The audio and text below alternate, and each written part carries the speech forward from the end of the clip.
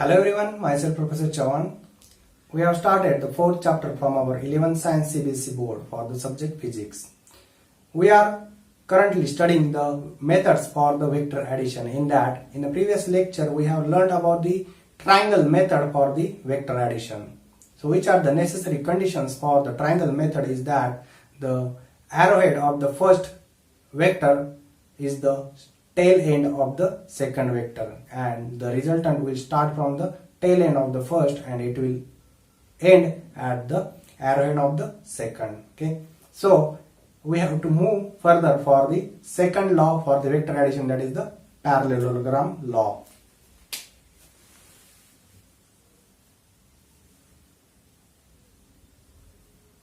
Parallelogram law of vector addition. Okay.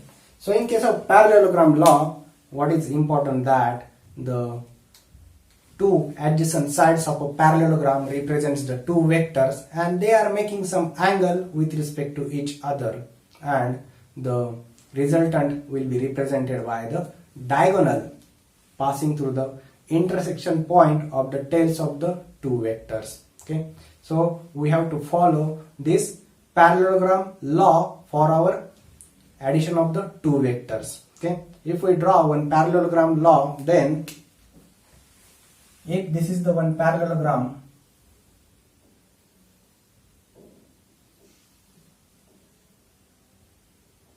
okay, this is the angle theta, then this vector, this side will be represented by vector B, this side will be represented by vector A, also this will be the vector A, because these are the two sides of a parallelogram. Okay, so in this case what is important that by using the parallelogram law of vector addition is when the two vectors or when the two adjacent sides of a parallelogram are represented by the two vectors, then their resultant is represented by the diagonal passing through the intersection point of the tails of the two vectors. Okay, we'll write it. When the adjacent sides of a parallelogram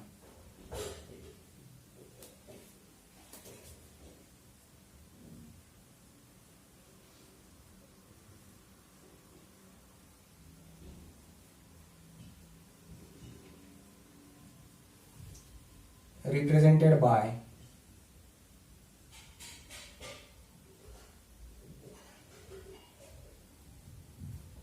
two vectors,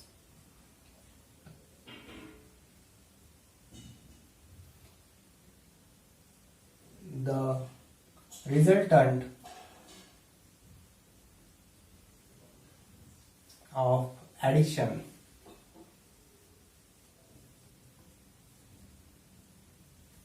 of two vectors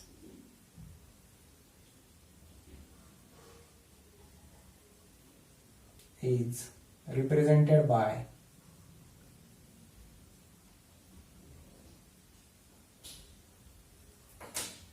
diagonal of parallelogram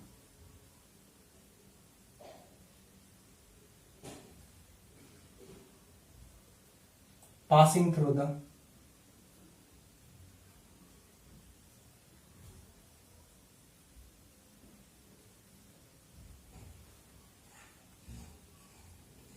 intersection of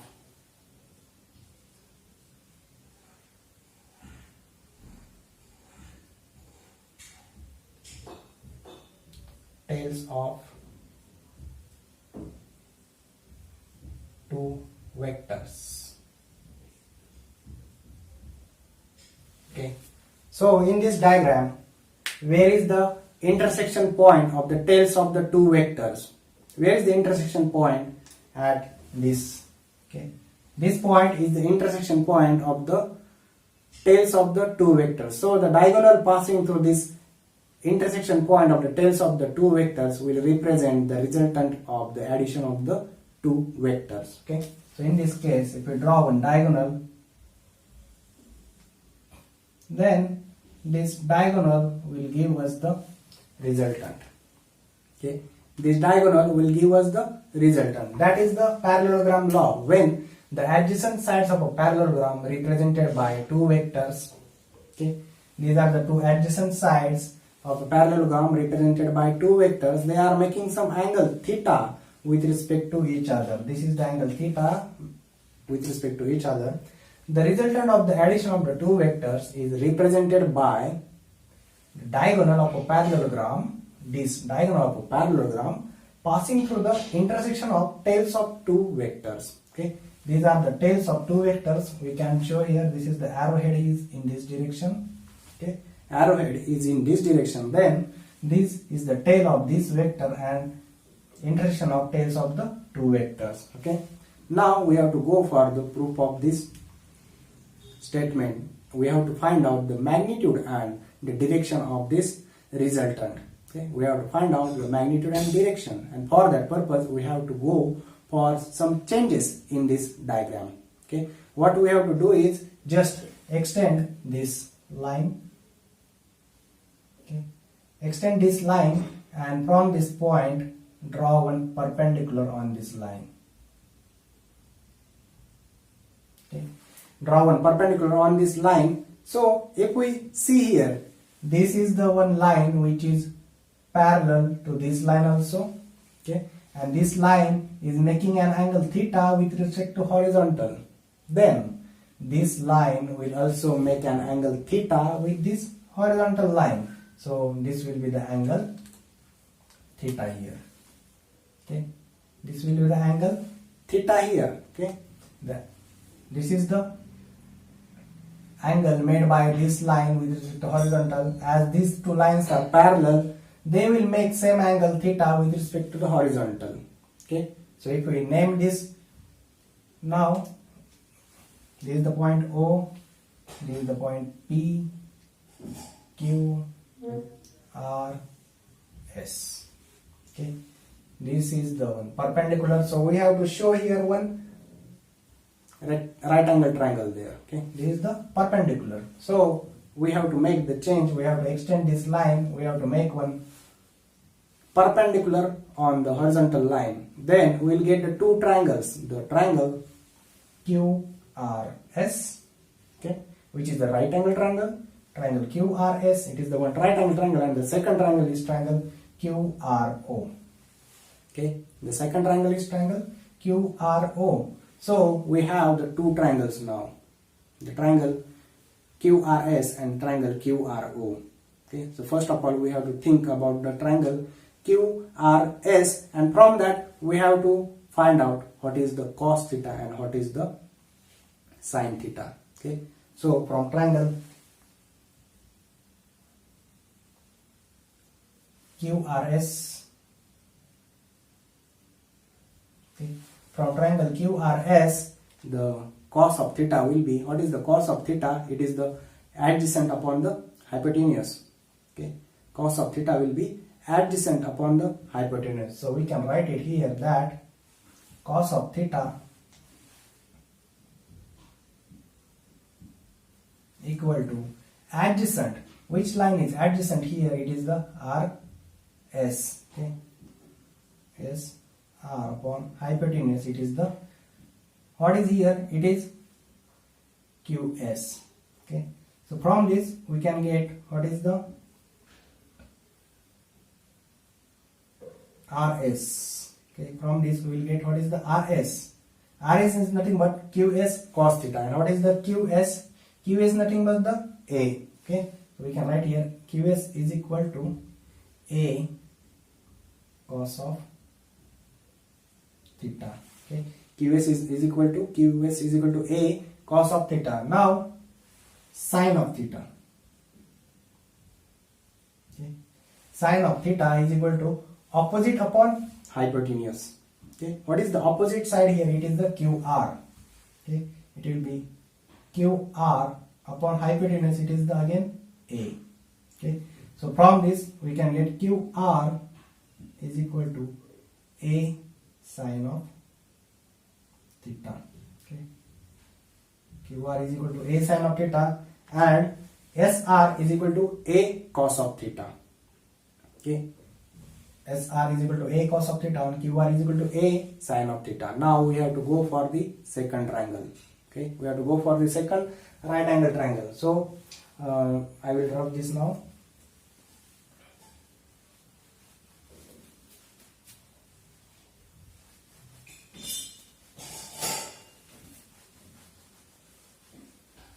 So in the second right angle triangle, we have to go for by the rule of Pythagoras.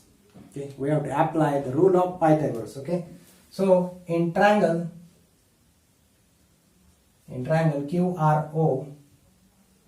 QRO by Pythagoras theorem. Okay, by Pythagoras theorem we can write as OQ square is equal to QRO. OQ square, that is the hypotenuse square, is equal to QR square plus ROR square. Okay, QR square plus OR square. Now look at this. What is the OQ? OQ is nothing but the R. Okay, you can write here R square is equal to, what is QR? From this we will get QR. QR is the A sin of theta. Okay, so A sin of theta square plus OR. OR is what? OR is B plus SR. Okay, OS plus SR. It is the OR. Okay, so we can write here B plus A cos of theta. B plus A cos of theta square. So that R square we can write it as A square sin square theta plus B square plus A square cos of theta plus twice AB cos of theta. Okay, by using the A plus B bracket square we will get B square plus A square cos square theta plus twice AB cos of theta. Okay, so if we look at these two terms, we can come to know that in these two terms the A square is common. Okay, in these two terms the A square is common, so that we can write as R square is equal to A square sin square theta plus cos square theta plus B square plus twice AB cos of theta.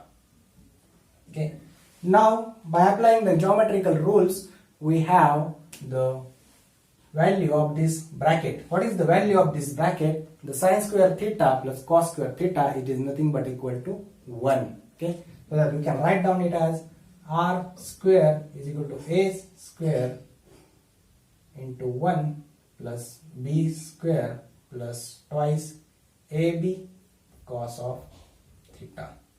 Okay, or we can write R is equal to under root of A square plus B square plus twice AB cos of theta. Okay, R is equal to root of A square plus B square plus twice AB cos of theta. Okay, this is the resultant of the magnitude of the resultant. Okay, this is the magnitude of the resultant. Okay, magnitude of resultant.